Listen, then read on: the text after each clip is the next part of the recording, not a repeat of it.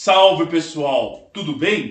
Davi Vega com vocês novamente. Bom, hoje eu venho aqui para dar continuidade àquela série de comentários de livros e filmes diversos que eu vinha fazendo, sempre lembrando que esse canal ele é patrocinado pelo sebo Só Pepitas, que é um sebo de excelência que tem aqui em São Paulo, né? Onde meus amigos Douglas e Simone, o que eles fazem? Eles pegam livros raros nos sebos e disponibilizam na página deles do Instagram para venda para todo o Brasil. Vale a pena vocês conferirem, eu vou deixar na descrição desse vídeo o link para o sebo Só Pepitas. E se vocês chegarem lá falando que encontraram a página deles através do meu canal, do canal Davi Vega, vocês ganham 10% de desconto, tá certo? Vale muito a pena porque o conhecimento dos livros, seja na viagem, nas viagens ou nas exposições, nos museus, são coisas que a gente gasta para ficar mais rico, tá certo? Bom, hoje, especificamente, eu quero falar de um autor muito especial, um dos meus autores favoritos, que é o grande Pío Baroja, basco de San Sebastián, nascido em 28 de dezembro de 1872, né? Ele nasceu um ano antes da proclamação da Primeira República Espanhola, que foi 1873 e 1874, uma experiência muito curta republicana, e ele viveu a segunda metade do século XIX.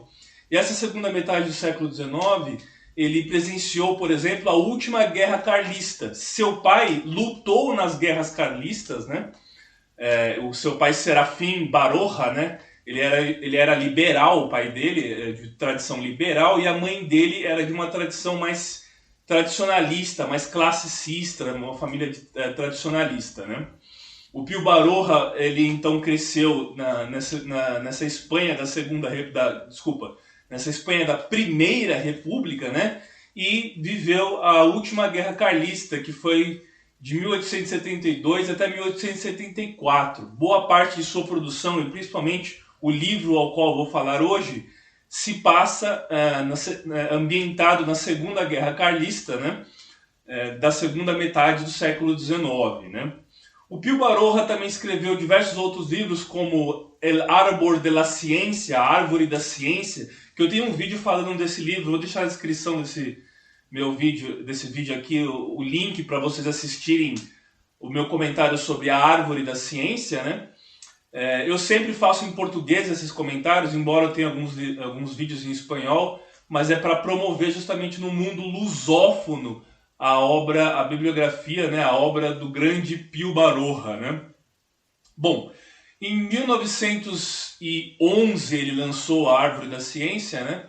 E ele pertenceu àquela geração pessimista, aquela geração realista, vamos dizer assim, né, mais cética, quanto o problema de Espanha, tendo a Espanha como problema, né? Que foi a geração de 1898, aquela geração derrotista que que viu as últimas colônias da Espanha serem perdidas para os Estados Unidos na Guerra Hispano-Americana, né?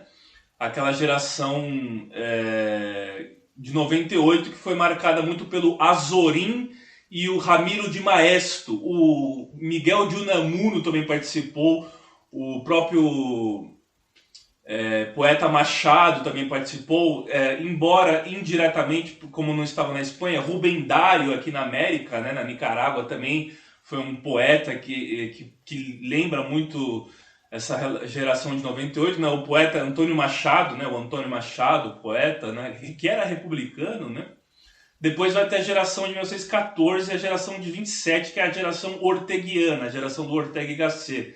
Mas tem algumas gravuras que aparece o Ortega y Gasset com esse pessoal da geração de 98, né? Então, o Pío Baroja, o Azorín, o Ramon del Valle Inclán, né? Ramon del Valle Inclán também foram nomes dessa geração de 98, né? O Pío Baroja nasceu em 1872 e faleceu em 1956, então ele pega a segunda metade do século XIX e perpassa todo o século XX, o início da ditadura do Miguel Primo de Rivera. Depois ele pega também o início da Segunda República Espanhola, a Guerra Civil Espanhola, e ele sempre retrata muito em suas obras essa segunda metade do século XIX, que foi o período da restauração. Que período é esse da restauração? O período do Cánovas del Castillo, que foi um restaurador que foi morto, inclusive por um anarquista italiano, e também o, ele retrata o Donoso Cortés. O Donoso Cortés que foi o ideólogo dessa restauração, né, que aconteceu que aconteceu pós Primeira República de 1874, o período da restauração, né? E aí já tinha o problema das duas Espanhas aparecendo, uma Espanha mais tradicionalista, católica, e uma Espanha mais liberal e progressista, vamos dizer assim, republicana, muito por conta do anarquismo espanhol também, né? E nesse período, vale a gente lembrar o que foi a Guerra Carlista. A Guerra Carlista era um problema de sucessão que teve após o rei designado por Napoleão, José Bonaparte. Teve o Fernando VII e a Isabel II. A Isabel II tinha uma linhagem que era conflitante com a linhagem dos Carlos, dos Habsburgos. Então os Habsburgos, os carlistas, pró-Carlos Habsburgo, lutaram contra os liberais, muito inspirados pela época do Napoleão, né? Os liberais de Isabel II. Os liberais saíram vitoriosos, o pai do Pío Baroja era liberal, e eles saíram vitoriosos dessa guerra, de todas as guerras carlistas. E alguns dizem que a própria Guerra Civil Espanhola começou com as guerras carlistas, né? Muito antes mesmo de 18 de julho de 1936. Né? Bom, então o Pío Baroja ele tem uma equivalência ao Cervantes no siglo de ouro, né? O século de ouro, que foi o século XVI e XVII, o século espanhol, do auge do descobrimento da América, da colonização do mundo, né? da hispanosfera, da iberosfera, né? Ele está tanto para o Cervantes nessa época do siglo de ouro, quanto para o Pérez Galdós, aquele escritor, o Pérez Galdós, para o século XIX na literatura espanhola, né? E hoje eu quero falar do livro mais famoso dele, lançado em 1911, que é o Zalacaín el Aventurero. Eu li no espanhol, mas esse livro aqui tem em português. A primeira versão em português dele saiu em 1944, né? É um livro muito interessante do Zalacaín el Aventurero, que ele escrevia basicamente por trilogias. Então esse livro é uma trilogia de uma trilogia que chama Histórias Bascas, né? Histórias Bascas dele, né? O Unamuno era basco também. Tem uma frase muito legal do Unamuno: "Eu sou vasco, por isso doblemente espanhol." Eu sou basco, por isso duplamente espanhol, né? Porque os bascos têm aquela questão do separatismo e estava muito latente, principalmente depois da geração de 98, esse separatismo da Catalunha, do País Basco. E esses autores vieram todos para pensar esse problema em Espanha, né? O Zalacaín el Aventurero se passa num pueblo fictício, né? Que é um pueblo que se chama Urbia. E esse pueblo foi inspirado no pueblo de San Juan del Pie del Pueblo, que fica no País Basco francês, né? Ele vai descrevendo o pueblo, tinha um castelo medieval lá, ele vai falando do cinturão de pedra, que o cinturão de pedra seria uma metáfora para a muralha. As cidades medievais elas eram muradas, né? Para a muralha que está em volta da cidade e tudo mais. Eu já vou falando que esse vídeo aqui contém spoiler, eu vou dar spoiler da história, né? Vou contar do começo ao fim, resumidamente, a história do Zalacaín el Aventurero. O Zalacaín é um garoto chamado Martín Zalacaín, que ele é muito introspectivo, ele não gosta de frequentar a escola, enfim, quando ele vai descrevendo o pueblo dele, vai descrevendo as urtigas, né? Eu me lembrei de quando eu era criança, na Espanha mesmo, que eu caí numa árvore de urtiga e fiquei cheio fica picando, né? Fiquei cheio de coceira, cheio de... eles têm as urtigas lá, né? Que é uma erva daninha, a urtiga, né? E é bom você não tocar nela, né? Senão você vai ficar com feridas. Ela te faz feridas, né? Me lembrou muito minha infância na Espanha, né? Quando eu li esse livro, né? E o Zalacaim, então, ele é um garoto que não frequenta a escola, ele prefere ficar sempre ouvindo seu tio Telagorri, né? Nome bem basco, né? Os Telagorris. O Telagorri é um tio dele que é muito presente na vida dele e tudo mais. E eles têm uma rixa de família com a família Oando com H, né? Orrando. Por que eles têm essa rixa com essa família? Porque o Telagorri também foi um antepassado da família dos Alacaim, que foi morto por um membro, um amigo da família dos Orranos. Então eles ficaram com essa rixa. O Martim vai ter uma rixa muito grande com o filho do Zorrano, que é o Carlos, mas ele gosta e é apaixonado pela irmã do Carlos, a Catalina. Catalina era o nome da minha bisavó, é o nome da minha bisavó, né? Por parte de pai, espanhola, né? Catalina com L, né? Bom, então eles ficam nesse imbróglio todo, né? O livro é dividido em 3 partes. O livro 1, que conta a infância do Martins Alacaim. O livro 2, que conta a participação dele na Guerra Carlista, ele vai participar da Guerra Carlista, né? E o livro 3, que conta o desfecho final, o que acontece com ele. Eu vou falar muito resumidamente aqui, né? O Zalacaim, então, ele fica se encontrando às escondidas com a Catalina, mas acontece um grande acontecimento naquele pueblo deles, né? Na vila deles, na aldeia deles. Vem um circo. Só que num belo dia, numa apresentação desse circo, o domador de leões perde o controle do leão e o leão sai avançando na plateia. Então ele saca uma arma para tentar matar o leão, para parar o leão, para não ferir ninguém na plateia, e acaba dando um tiro na mãe do Zalacaim, na mãe do Martim. E ela falece, ela morre tragicamente. Isso é um arco, é uma parte muito pesada do livro, que conta a morte da mãe do Zalacaim e tudo mais. E logo depois ele vai perder o seu tio também, né? E o seu tio que é muito próximo dele. E aí ele acaba se alistando, ele já está um pouco mais velho, começa o livro quando ele tem 8 anos, depois ele já está um pouco mais velho, e ele se alista então para lutar do lado dos liberais, se eu não estou enganado, do lado dos liberais na Guerra Carlista, que é o lado vitorioso, né? Então ele vai com mais alguns amigos lutar na Guerra Carlista, né? Na última Guerra Carlista, do segundo quartel do século XIX, né? Na segunda metade, melhor falando, na segunda metade do século XIX. E então, quando ele vai lutar na Guerra Carlista, a Catalina vai para um convento, ela vai ficar internada num convento. E quando ele recebe a notícia no meio da guerra que ela foi para um convento, ele volta para resgata ela do convento, né?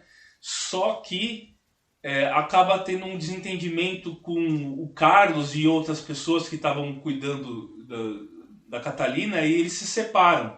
E ele volta para a guerra de novo, né? Há várias idas e vindas, né? O pano de fundo da história é a Guerra Carlista, então tem os detalhes da boina que eles usavam. Eu tenho um vídeo falando do carlismo, vou deixar na descrição desse vídeo aqui, só que está em espanhol. Eu falo em espanhol do Tríptico Carlista, né? Que é um livro que fala das 3 guerras carlistas, né?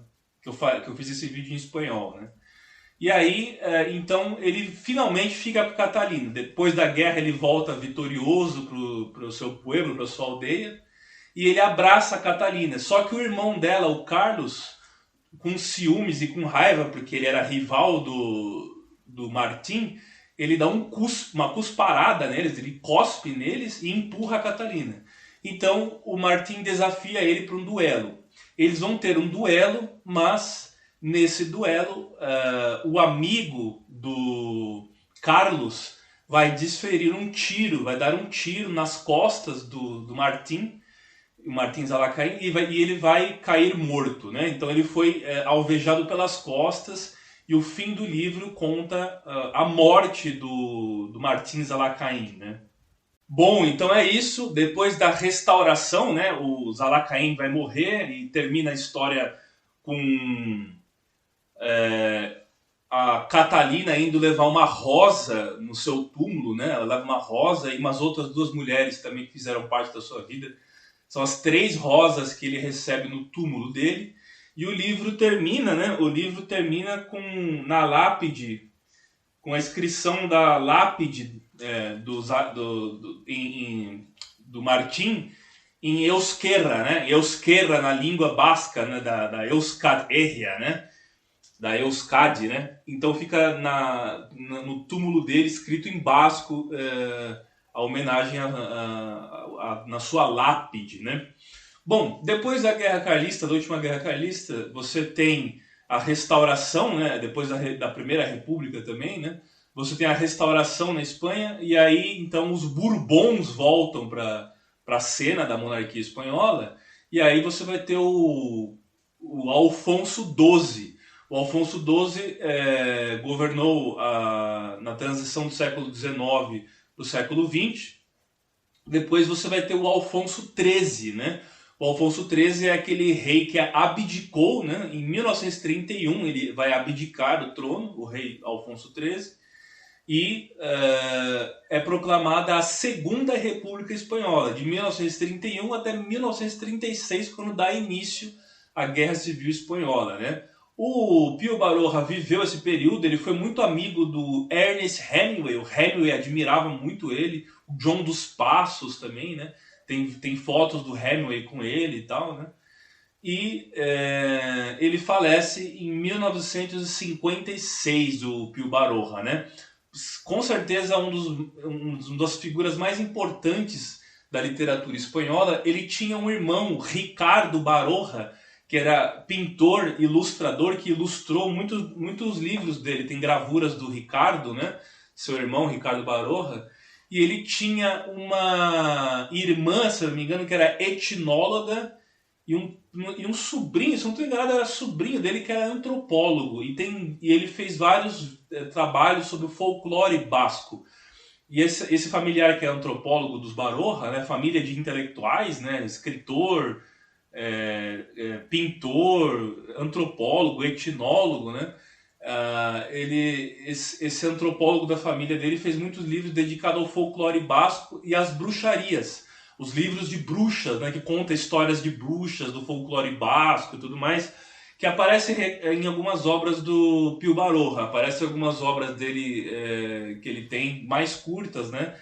Que tem algumas lendas bascas. Ele foi além de um grande escritor, novelista, foi um grande observador, né, quase que um etnógrafo das lendas populares do folclore basco, né, e por consequência do próprio folclore de uma região específica da Espanha, que não deixa de fazer parte do país Espanha, né. Vale muito a pena, recomendo veemente esse livro do Zalacaín el Aventurero, né, mas também o Árvore da Ciência, El Árbol de la Ciência, que também é do Pío Baroja, que eu tenho um vídeo falando sobre ele, que vou deixar na descrição desse vídeo aqui, tá certo?